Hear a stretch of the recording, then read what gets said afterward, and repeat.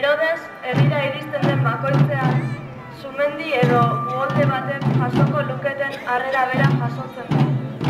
Guztien begiak beregan iltzatzen dira. Itsuek ere berari begiratzen diote, eta gorri ulertu.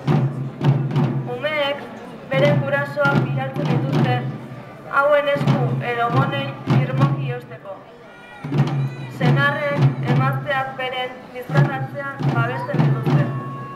Eta dena isildu egiten da. Denek bai dakite, Herodes joatean, hau etorri baino lehen, zeudena baino okerrago geratuko direla.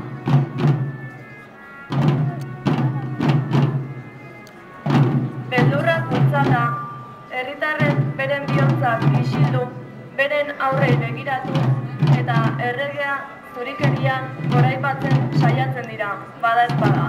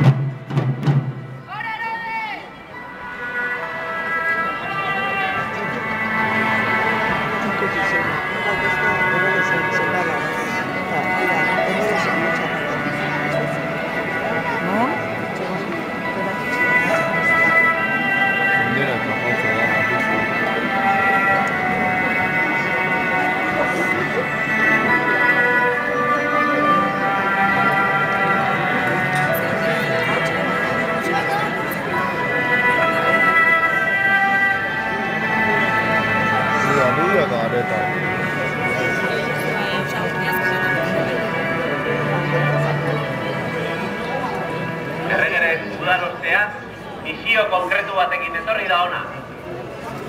Misio honetarako erregeak zuen laguntzarekin kontatzen du.